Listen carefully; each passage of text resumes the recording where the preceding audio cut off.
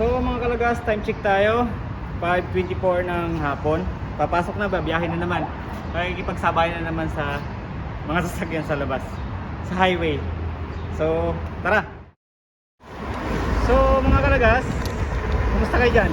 So ang pag-uusapan natin today is ang tanong ng karamihan, allowed ba talaga yung electric scooter sa expressway o kaya doon sa highway? At yun ang pag-uusapan natin today.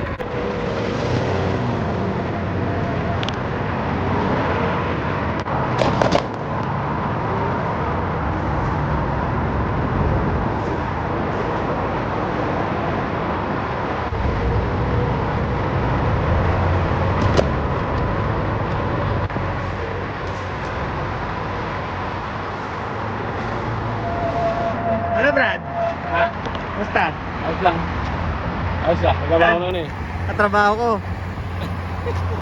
Pasok pa lang? Saan ka ba? Saan ka sasakay? Saan ka? Doon. Ano ako na ano? Ha? Taxi. Mag-taxi ka? Layo pa ako, yung bundok na yun. Oh. Saan? Malilalalam. Ha? Malilalalam. Ano alam yun? Lampas pa ng ano? Kurum. Kurom? Malapit sa Kurum. Layo ano? Ingat, ingat. Sige. Oo. Ako naglalakad, nag-aabang. Oo. Sige, sige. Ingat ha. So, ayun mga kalagas. Nakita ko si Sir Anton sa trabaho sa Coconut.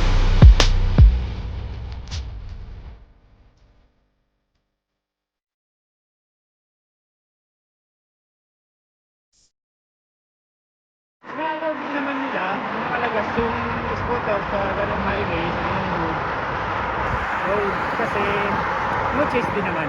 Pero alam niyo ba na isa kaming mga rider ng scooter, isa kaming kalaban ng taxi. Nagre-reklamo yung mga taxi sa akin na keso daw, huwag daw i-allow yung scooter dito sa highway. Katulad na ito sa scooter. Bakit kasi nawawalan na daw sila ng pasahero? Kami yung murtatinigin ng taxi dito sa Pascat. Kasi nawawala na daw sila ng pasahero dahil lahat ng Pilipino, karamihan, sa ibang lahi man, may scooter na.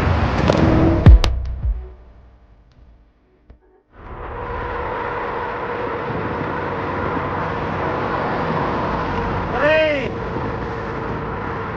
Alam!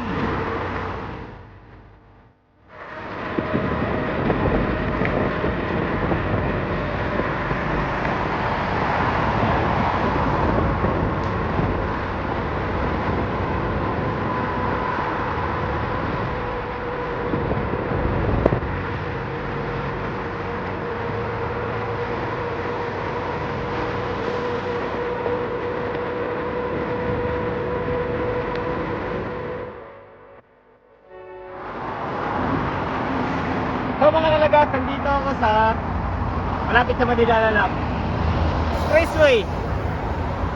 Ang bibilis ng sasakyan, delikado pero okay lang. Basta safe lang. Safe drive lang tayo.